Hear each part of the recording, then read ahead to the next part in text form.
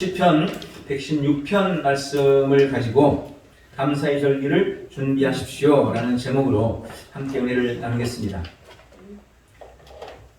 경상북도 영주에 영주 중고등학교의 교장과 이사장을 지내셨던, 지금은 돌아가신 걸로 알고 있어요, 강경훈 장로의 젊은 시절 이야기가 있습니다. 그는 일제강점기 말, 거의 1940여 년이 되었을 때 예수님을 믿는 신실한 사람이었어요. 그런데 그때 일본 군인들에 의해서 채석장으로 끌려가서 일을 하게 됐습니다.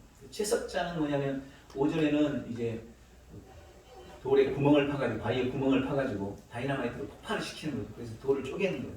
오전에는 그 일을 하고 오후에는 그 돌을 갖다 날르는, 채석장 하면 딱 생각나잖아요. 얼마나 고달프고 힘들게 해서 돌을 다루는 작업이, 더더군다나 폭발물을 가지고 그 일을 억지로 끌려가서 하게 되었습니다. 매일 도시락도 싸가지고 가서 일하는 거예요. 거기서 밥을 주는 것도 아니고. 그 당시 도시락이라 그래봤자 뭐가 있겠어요. 고구마 있을 때는 고구마 하나 삶아가지고 가고, 한 그릇 감자 하나 삶아가지고 가고, 좀 나을 때는 옹보리밥이라도 어떻게 좀 누룽지처럼 말아가지고 가고, 이게 도시락의 전부인 거죠. 근데 그나마 그것이 없으면 일을 할 수가 없는 거죠.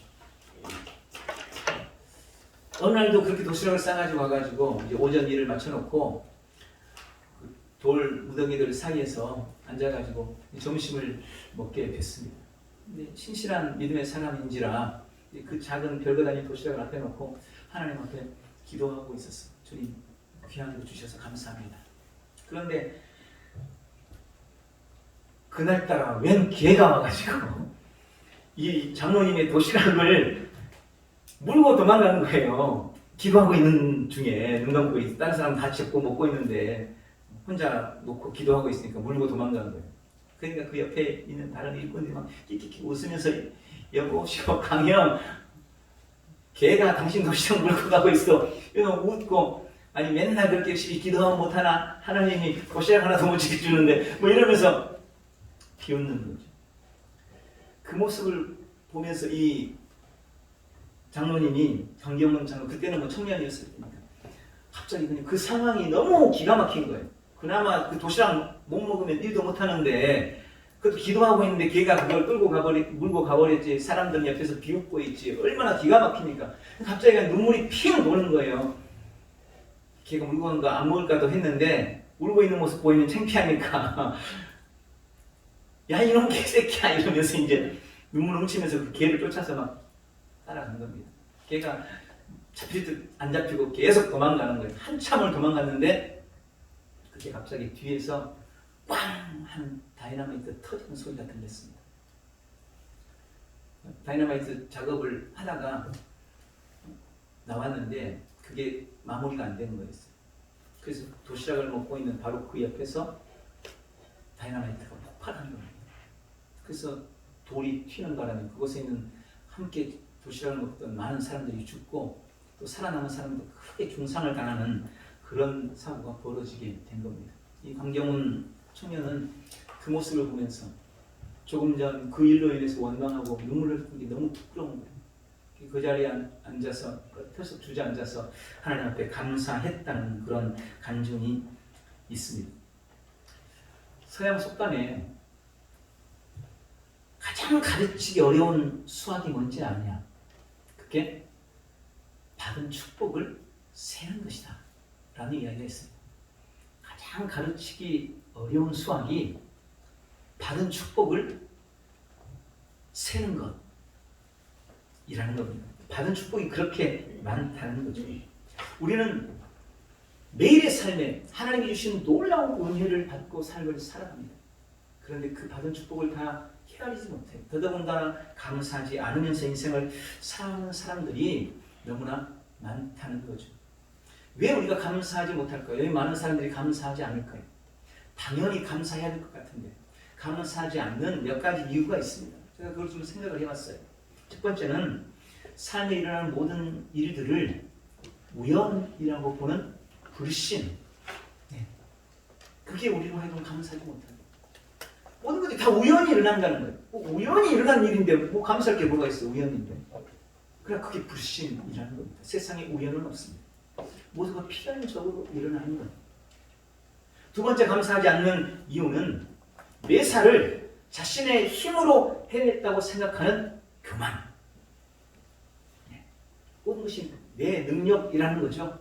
내가 잘 살고 있는 것도 내가 돈 잘 버는 능력이 있기 때문에 그런 거고, 내가 공부를 잘하는 것도 내가 머리가 좋든지 내가 공부를 열심히 해서 그런 거고, 내가 좀 훌륭하고 똑똑한 것도 내가 잘나서 그런 건데 뭐 저 사람 나만큼 그렇게 노력 안 했기 때문에 그런 건데, 이런 사람들은 절대 감사할 수 없는 거죠. 이게 교만인 거죠. 세 번째는 다른 사람과 자신의 처지를 자꾸 비교하는 비교의식. 그게 우리로 하여금 감사하지 못하게 만듭니다. 세상에 나보다 잘난 사람이 참 많아요. 나보다 똑똑한 사람도 많고, 나보다 잘생긴 사람도 많고, 나보다 돈 많은 사람도 많고, 나보다 집 넓은 사람도 많고, 나보다 키 큰 사람도 많고. 그런데 반대로 나보다 못한 사람도 엄청나게 많아요. 나보다 키 작은 사람도 많고, 나보다 좀 못생긴 사람도 많고, 나보다 공부 못하는 사람도 많고, 나보다 못 먹는 사람도 많고. 우리 한국인들은요, 전 세계 표준에 훨씬 상위에 있습니다. 따지면 전 세계 10분의 9는 우리보다 못 살아요. 우리보다 못하는 거예요.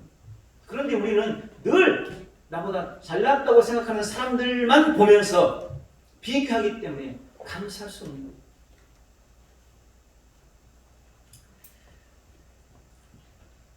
오늘 분명히 말씀드릴 수 있습니다. 우리는 이미 주님으로부터 넉넉히 감사할 수 있는, 충분히 감사할 수 있는 너무나 많은 은혜들을 뱉고 있습니다. 감사가 회복되는 복되고 귀한 역사가 있기를 바랍니다. 영국의 제임스 심슨경이라는 사람이 있어요. 이 사람에 대한 일화가 있습니다.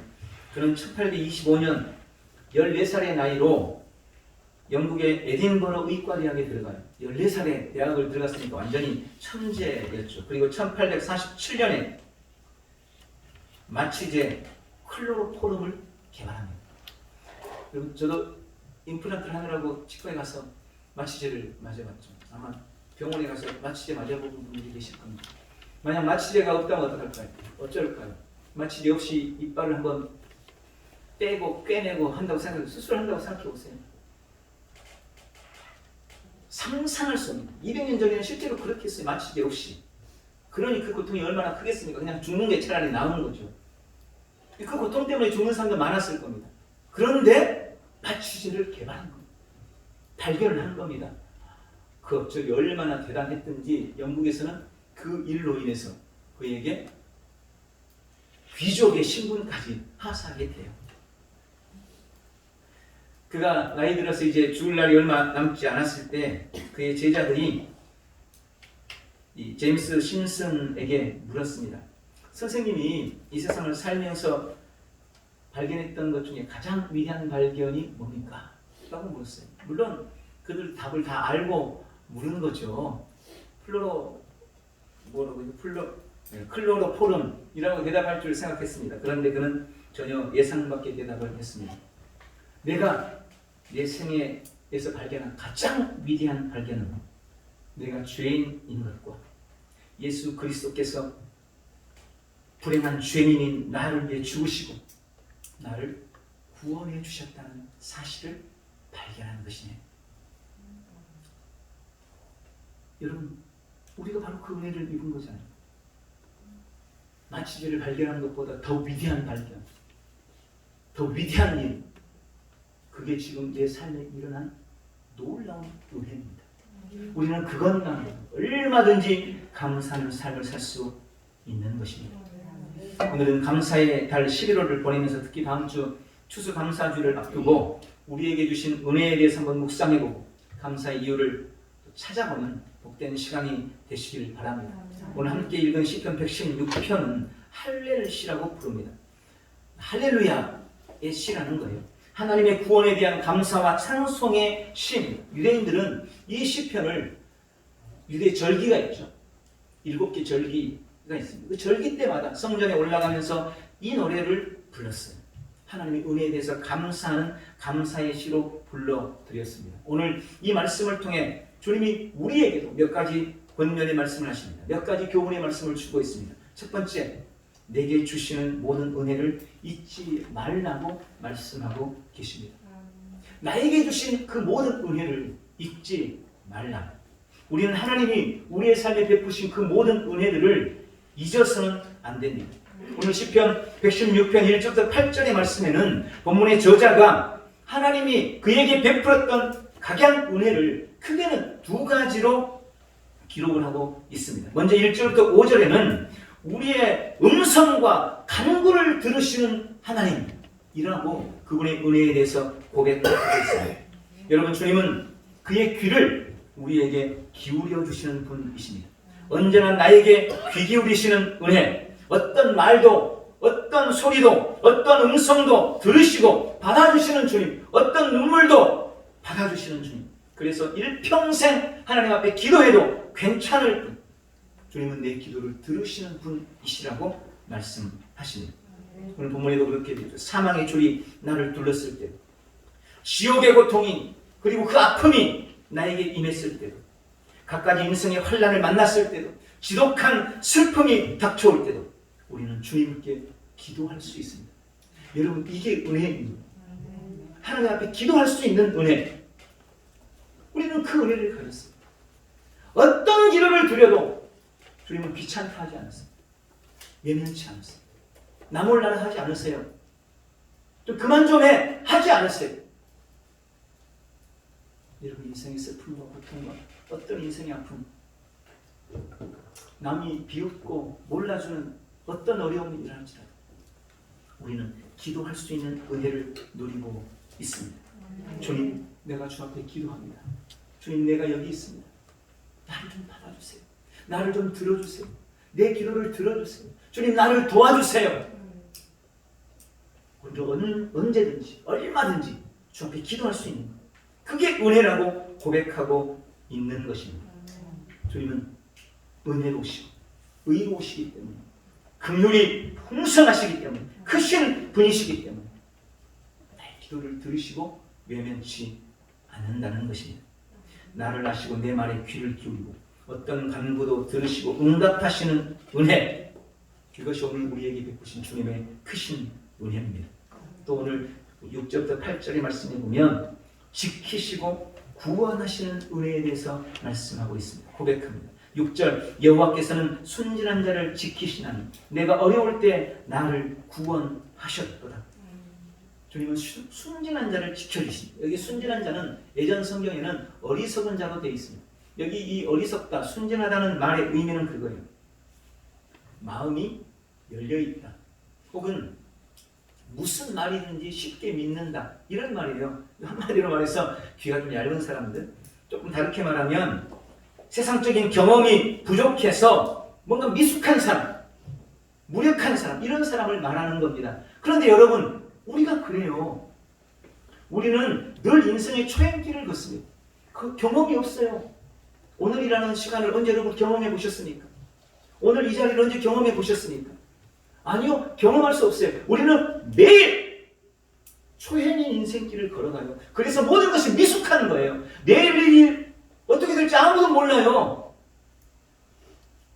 그런 미숙한 우리, 그런 순진한 우리, 그런 우리를 오늘 주님이 지켜주시겠다라고 말씀합니다.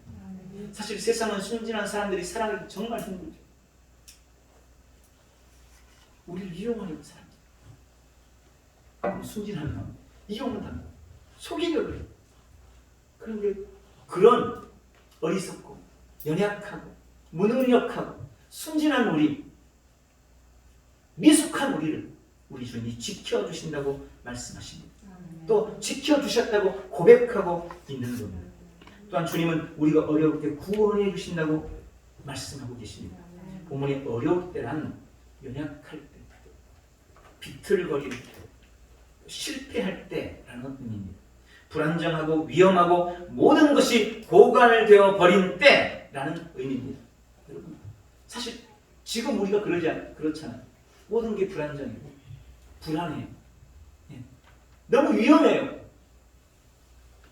하루하루 마스크 안 쓰고는 살 수 없는 그런 위험한 시대를 지금 살아가고 있지 않습니까?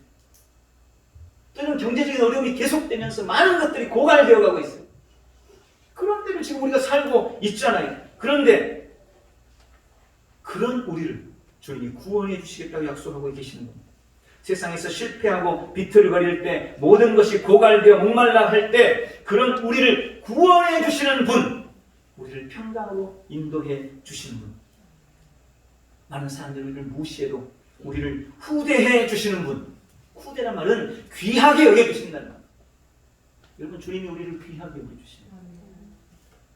우리는 그 은혜를 지금 누리고 있는 겁니다. 계속해서 8절에도 말씀합니다. 주님은 내 생명을 사망에서 건져주시는 분이시고 내 눈에서 눈물을 닦아주시는 분이시고 내 발이 걸려 넘어지지 않도록 혹은 넘어져도 일으켜주시고 구원해 주시는 분이라고 말씀하시는 겁니다. 우리는 이미 우리의 기도를 들으시고 연약한 우리를 지키시고 구원해 주시는 놀라운 주님의 은혜를 입고 있습니다. 지난 한 해를 한번 돌아보십시오. 코로나의 갖가지 위험과 어려움 속에서도 주님이 우리를 지켜주셨어요.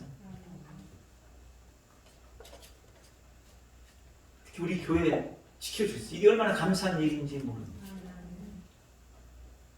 주 앞에 뭔가 부끄럽지 않고 민망하지 않다는 게 전 너무 감사한 거예요. 끝까지 그럴 수 있었던 거예요. 만약 우리 성도 중 한 분이라도 그런 일이 벌어졌으면 나가야만 됐겠죠. 하나님이 지켜주신 거예요. 얼마나 감사한 일입니다. 우리를 구원해 주신 그 놀라운 은혜, 또 여러분의 삶의 자리, 삶의 터전에서도 여기까지 지금까지 온 것이 다 주님의 은혜 아닙니까? 우리를 지키시고 구원해 주신 은총 아닙니까? 오늘 그 일에 대해서 깊이 기억하고 그 은혜를 잊지 않는 복되고 귀한 성도들 되시기를 축원합니다. 두 번째, 오늘 본문에 보니까 내게 주신 은혜를 보답하는 삶을 살아야 한다고 말씀하고 있습니다. 본문의 저자는 12절부터의 말씀에서 하나님께서 베푸신 은혜에 대해서 보답하리라 라고 결단합니다. 물론 우리가 아무리 애쓰고 노력해도 하나님께서 베푸신 은혜를 다 갚을 수 없어요. 여러분, 다 갚을 수 없어요. 우리가 무슨 수로 하나님이 내게 베푸신 은혜를 갚습니까? 돈 많이 갖다 드리면 갚을 수 있을까요? 생명을 바친들 갚을 수 있을까요? 아니요. 다 갚을 수 없어요. 자식이 부모의 은혜를 아무리 노력해도 다 갚을 수 없는 것과 똑같이 아무리 애쓰고 노력해도 우리는 하나님의 그 놀라운 은혜를 다 갚을 수 없습니다. 그러나 다 갚을 수 없다고 하더라도 좋은 자녀는 끝까지 부모의 은혜에 대해서 갚으려고 애쓰고 보답하기 위해서 노력하는 건 아니겠습니까? 우리 성도도 마찬가지죠. 우리를 향해 베푸신 그 크고 놀라운 은혜, 도저히 갚을 수 없는 그 은혜, 그러나 우리는 매일의 삶 속에서 어떻게 그 은혜에 대해서 보답할까? 그걸 고민하며 보답해 나가는 것이 성숙한 성도의 삶의 태도인 줄 믿습니다. 어떻게 그 은혜에 보답할 수 있을까요? 오늘 본문 속에는 한 3가지로 그렇게 말씀하고 계세요. 첫 번째는 구원의 잔을 높이 드는 것으로 보답할 수 있습니다. 구원의 잔을 높이 든다. 구원의 잔이라는 것은 민수기 28장 7절에 나오는 하나님께 올려드리는 감사제로서의 전제를 의미합니다. 성경에 보면 하나님 앞에 제사하는 방법이 여러 가지가 나와 있어요. 화제, 소제, 번제, 그 중에 또 요제, 요제는 흔들어서 드리는 제사. 그 다음에 전제, 전제는 부어서 드리는 제사. 이게 전제예요. 감사의 잔이라는 것은 전제를 의미합니다. 하나님 앞에 올려드리는 감사의 전제. 여러분, 우리가 늘 주 앞에 감사함으로 예배하는 것. 이것이 구원의 잔을 드는 것이 그 은혜에 대해서 보답하며 삶을 살아가는 것입니다. 특별히 우리는 우리를 구원해 주시는 은혜에 대해서 감사해요. 그래서 구원의 잔이라고 부르고 있는 겁니다. 히브리서 2장 2절부터 3절에는 우리가 받는 이 크고 놀라운 구원을 등한히 여기지 말라는 주님의 경고의 말씀이 나옵니다. 천사들도 그들의 그릇됨에 대한 마땅한 보험을 받았거늘 하물며 너희가 이같이 큰 구원을 받고 그 구원을 등한히 여기면 어찌 보험을 피하겠느냐라는 주님의 경고의 메시지가 나옵니다. 우리가 받은 구원은 값싸지 않습니다. 여러분, 예수님은 우리를 구원하시기 위해 자신을 버렸어요. 자신의 생명을 내어놓으셨습니다. 하나님은 우리를 구원하시기 위해 자기의 아들의 생명을 십자가에 매달아 죽이셨습니다. 그렇게 구원받은 거예요. 그래서 구원받은 겁니다. 내가 그저 우리가 쉽게 믿음으로 공짜로 그렇게 구원받았기 때문에 구원이 싸다고 생각해서는 안 돼요. 너무 비싸니까 내가 아무리 노력해도 그 값을 다 지불할 수 없으니까 그래서 주님이 공짜로 주신 거예요. 여러분, 공기가 없으면 우리는 5분도 못 살아요. 근데 공기를 때문에 여러분 돈 지불해 본 적 있습니까? 너무 귀하니까 공기는 돈 주고 살 수 없는 거예요. 그래서 그냥 주신 거예요. 거저 주신 거예요. 구원은 너무 값싸기 때문에 거저 주신 거잖아요. 너무 비싸기 때문에, 너무 가치 있기 때문에 내가 아무리 노력해도 그 구원의 대가를 지불할 수 없기 때문에 그래서 믿음으로 값 없이 돈 없이 받는 은혜인 겁니다. 그러니 그 은혜에 대해서 우리가 감사해야 된다는 겁니다. 사실 우리 성도가 이 땅에서 어떤 상황에서도 감사할 수 있는 가장 큰 이유, 가장 완벽한 이유는 하나님이 우리에게 베푸신 구원이 있습니다. 구원 하나만 있으면요, 어떤 상황에서도 감사할 수 있는 것, 어떤 환경 앞에서도 감사할 수 있는 것, 날마다 이 감사가 이 구원에 대한 높이 드는 은혜가 있기를 주님의 이름으로 축원합니다. 두 번째로는 여호와의 이름을 부르는 것입니다. 본문 여호와의 이름을 부른다는 의미는 나는 여호와의 이름을 부르리라는 결단입니다. 어느 날 길을 걷는데 갑자기 하나님의 은혜가 너무 고맙게 느껴지는 거예요. 여러분, 그럴 때 있잖아요.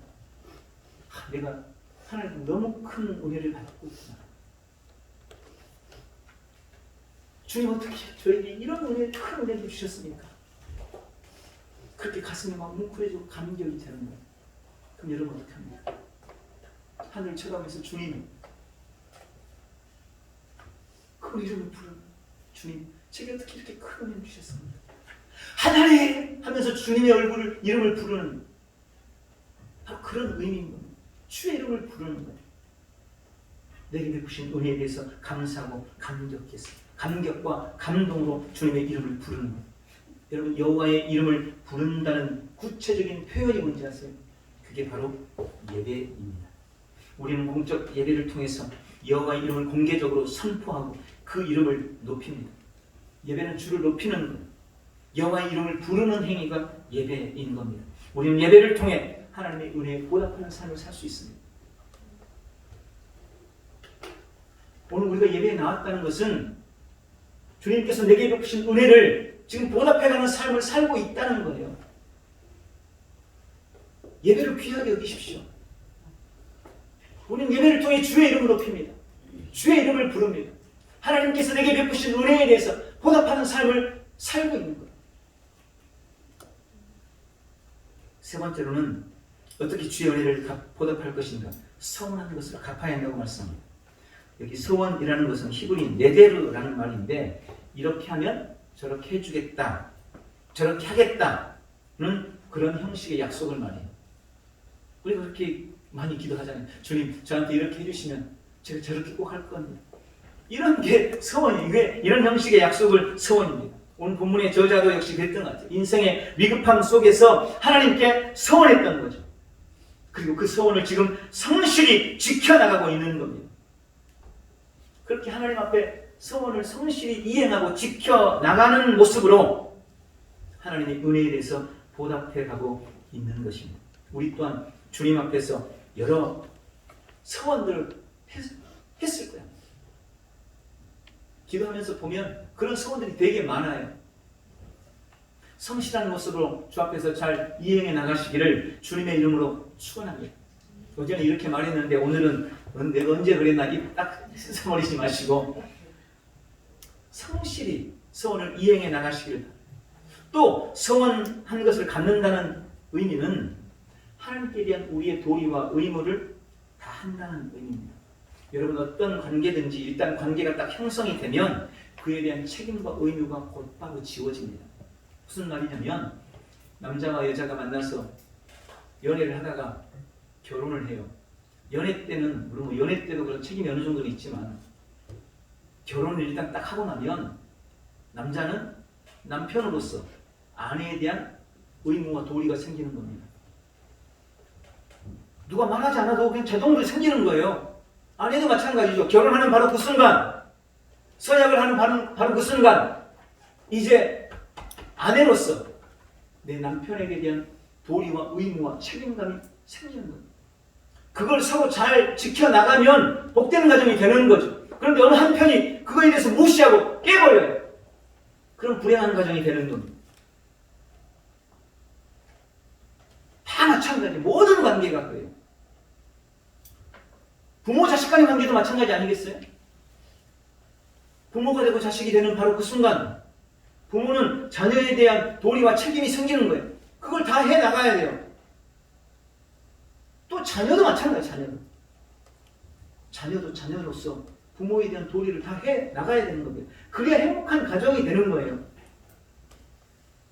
학교에서도 마찬가지, 교회에서도 마찬가지, 하나님과 우리와의 관계도 마찬가지 아니겠습니까?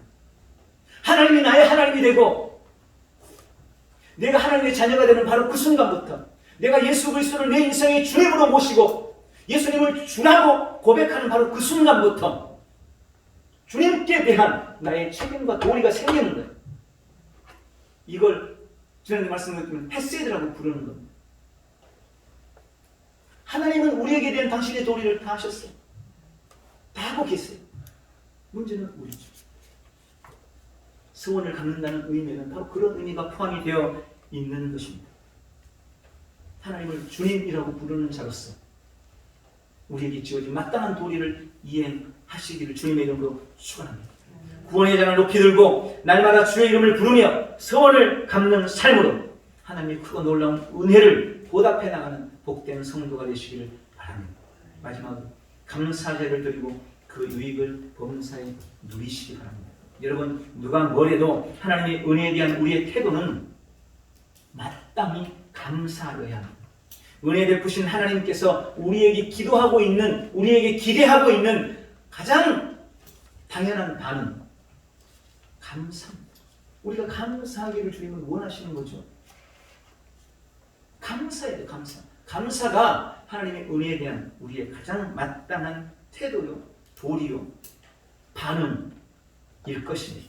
감사는 돼. 그런데 주님은 놀랍게도 정말 감사하게도 마땅히 해야 할 우리의 감사인데 우리가 감사할 때 그 감사에 또 다른 은혜를 부어주십니다. 우리가 감사할 때 우리에게 놀라운 유익을 주시는 거예요.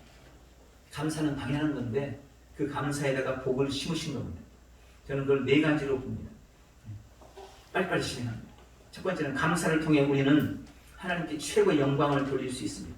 인생의 제일 된 목적은, 사명은 하나님께 영광을 돌리는 것입니다. 그리고 그렇게 하나님께 영광 돌리는 최고의 방법이 바로 감사입니다. 시편 50편 23절 감사로 제사를 드리는 자가 나를 영화롭게 하나니. 여러분 감사가 하나님을 영화롭게 하는 거예요. 누가복음 17장에도 예수님께서 10명의 문둥병자를 고치신 사건이 나옵니다. 그런데 10명을 고쳐서 보냈어요. 그런데 9명은 오지 않고 나중에 1명만 찾아와서 예수님께 감사합니다. 그때 예수님께서 말씀하셨습니다. 10명이 다 고침받지 않았느냐? 그런데 9은 어디 있느냐? 이 이방인 외에는 하나님께 영광을 돌리러 돌아온 자가 없느냐? 감사하기 위해서 돌아온 그 한 사람만이 하나님께 영광을 돌렸다는 거예요. 감사가 곧 하나님께 영광인 겁니다. 두 번째, 감사는 하나님의 사랑과 축복을 가져옵니다. 한마디로 말해서 감사가 감사를 낳는 것입니다. 감사가 더 큰 감사를 낳아요. 우리가 잘 아는 스폴전 목사님의 유명한 말씀이 있습니다. 밤하늘에 별빛을 주신 하나님께 감사하라. 그러면 달빛을 주실 것이다. 달빛을 주신 하나님께 감사하라. 그러면 햇빛을 주실 것이다. 햇빛을 주신 하나님께 감사하라. 그러면 영원한 천국의 빛을 우리에게 주실 것이다. 별빛을 보고 감사한 그 감사가 결국 영원한 천국의 빛을 보게 하는 더 큰 감사를 낳게 하는 것입니다. 이게 성경의 원리입니다. 날마다 감사로 더 큰 감사를 누리시길 바랍니다. 세 번째, 감사는 행복한 인생의 비결이 됩니다. 인간의 모든 기쁨과 행복, 만족은 감사에서 나옵니다. 감사하는 사람은 어떤 환경이나 상황에서도 행복할 수 있어요. 그런데 감사하지 못하고 원망과 불평하는 사람은 아무리 상황이나 환경이 좋아도 그는 불행할 수밖에 없는 겁니다. 감사의 기쁨과 행복, 만족이 달려 있습니다. 네 번째, 감사는 영육 간의 건강한 삶을 살게 됩니다. 성경은 우리 육신의 건강이 우리의 마음의 건강과 아주 밀접한 관련이 있다고 말합니다. 감사하는 마음은 영육 간의 건강한 삶을 사는 비결이 되는 겁니다. 잠언서 15장 13절, 마음의 즐거움은 얼굴을 빛나게 하고 마음의 근심은 심령을 상하게 한다. 17장 22절, 마음의 즐거움은 양약이라도 심령의 근심은 뼈를 마르게 하느니라. 18장 14절, 사람의 심령은 그 병을 능히 이기려니와 심령이 상하면 그것을 누가 일으키겠느냐. 여러분, 마음이 상하고 근심이 가득한 사람에게는 병이 찾아옵니다. 그러나 감사하는 사람은 어떤 병도 이길 수 있습니다. 심령이 건강해서 일어나 있으면 육신의 병도 고칠 수 있다는 겁니다. 감사는 우리 영육의 건강함을 보장하는 비결이 되는 것입니다.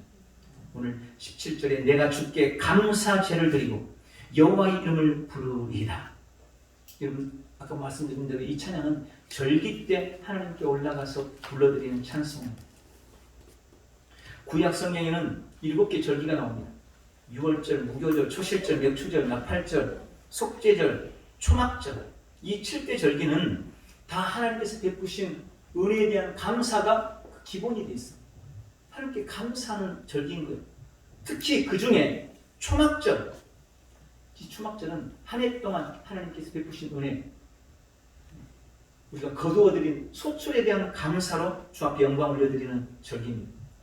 그게 다음 주 추수감사 주일인 거예요. 초막절이라고도 하고 장막절이라고도 하고 수장절이라고도 합니다. 한 해 동안 베푸신 은혜에 대해서 감사하는 절기입니다.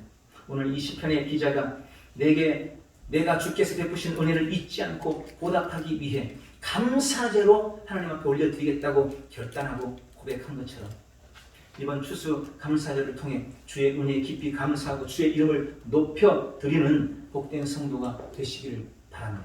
말씀을 냈습니다. 늘 나의 말과 기도에 귀 기울이시고 들으시고 응답하시 해주시는 은혜, 영원한 지옥에서 우리를 건지시고 인생의 절망과 불행에서 구원해 주시는 은혜, 그 은혜를 잊지 마십시오. 그리고 감사함을 베푸신 은혜에 보답하며 나아가시기를 바랍니다. 감사의 절기를 믿음으로 잘 준비해서 감사가 주는 놀라운 유익을 온 삶에 누려나가는 복된 성도들 다 되시기를 예수님의 이름으로 축원합니다. 기도하겠습니다. 전능하신 하나님 아버지, 내가 주께 감사제를 드리며 여호와 이름을 부르리라 고백했던 오늘 이 시편 저자의 고백이 우리 모두의 고백이 될 수 있도록 도와주옵소서. 내게 베푸신 그 하나님의 한량없는 은혜를 잊지 않게 도와주시고 날마다 그 은혜를 갚아 나아가는 귀한 삶이 될 수 있도록 도와주시옵소서. 다가오는 추수감사절을 우리가 믿음으로 잘 준비하고 주 앞에 영광 올려드림으로 감사가 주는 놀라운 유익을 전 삶에 누리도록 도우시옵소서. 영광과 모든 찬송을 주께 올려드리며 예수님의 이름으로 기도하옵나이다. 아멘.